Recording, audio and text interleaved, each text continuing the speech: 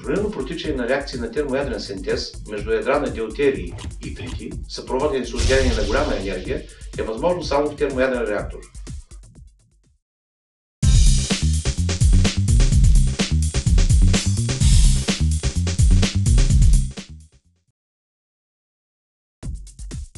Термоядреното гориво от deutерий и тритий е практически неизчерпаемо, защото deutерий се съдържа в обикновената вода.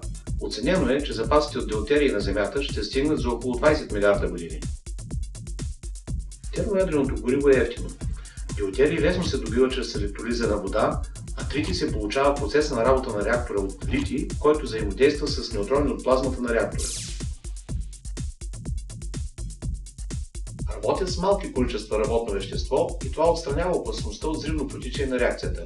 При изгаряне на една чаша вода в термоядрен реактор ще се отдели толкова енергия, колкото при изгаряне на 1 тон нефт. Работата на термоядрените реактори не е свързана с отделяне на радиоактивни отпадъци, което е един от сериозните проблеми на ядрените реактори.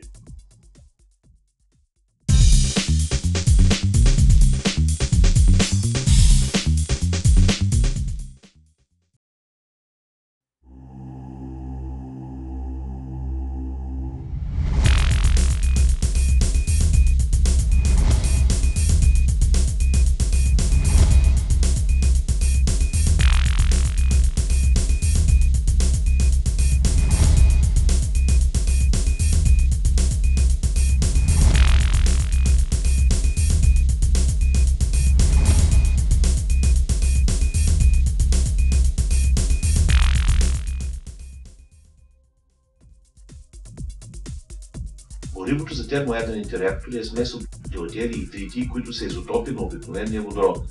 Deutерий се съдържа в обикновената вода. От 1 литър вода се получава около 35 мг deutерий. Тритий не се среща в естествен вид в природата. Той се получава от течен литий, който се използва за охлаждане на реактора.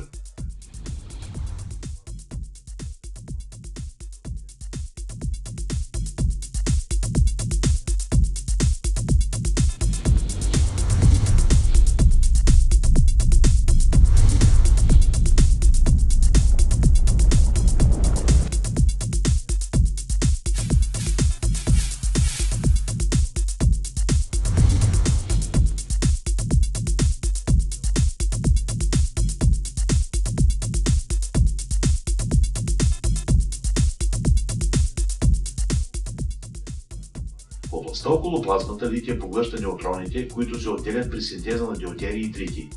Те нямат електричен заряд, магнитното поле не им действа и затова успяват да избягат от плазмата. При взаимодействие на тези неутрони с литий се получават тритий и хелий. Тритият се връща обратно в плазмата. Тъй като той се получава вътре в централата, опасността от радиационно замърсяване на околната среда е минимална. От плазмата изтича смес от невзаимодействали ядра на deutерий и тритий и получени хелиеви ядра. Горивата deutерий и тритий се отделят от хелия и се връщат обратно в плазмата.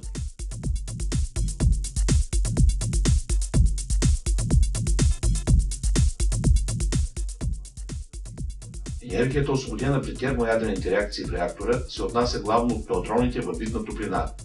Тя постъпва в охладител, в който циркулира вода или хелий.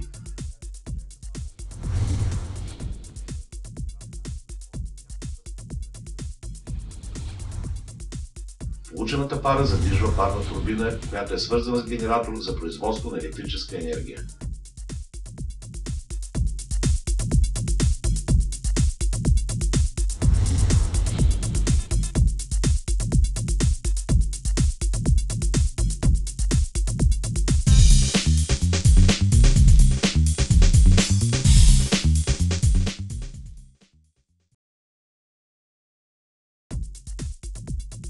Един от важните параметри на плазмата е висока температура, около 40 килоелектрон-волта, а 1 електрон-волт е равен на 11600 келвина. Плазмата трябва да има достатъчно голяма плътност, за да протичат много реакции на сливане и получената енергия да превишава енергията за нагряване на плазмата. При ниска плътност на плазмата е ниска и мощността на реактора.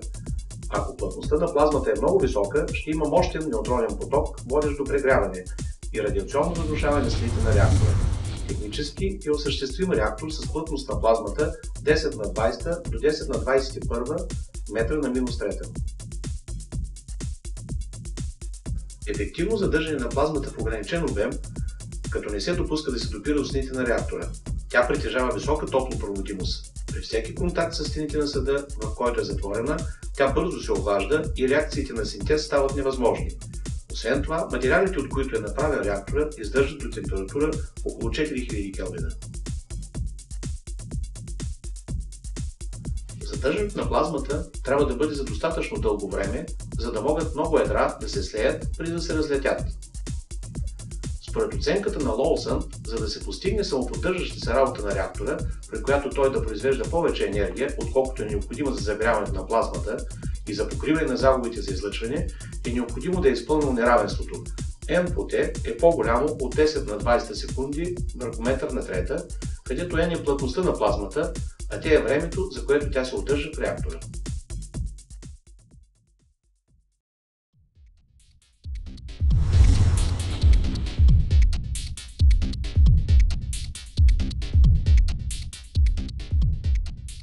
Задържането на плазмата се постига със силно магнитно поле с подходяща конфигурация на силовите линии. Магнитното поле затруднява движението на заредените частици в напречна посока спрямо силовите линии, но не пречи на тяхното движение по посока на силовите линии. Така плазмата лесно се разтича успоредно на тях. Заредените частици се движат с еднакви дрейфови скорости по винтови траектории около силовите линии на полето. По този начин плазмата се движи като едно цяло.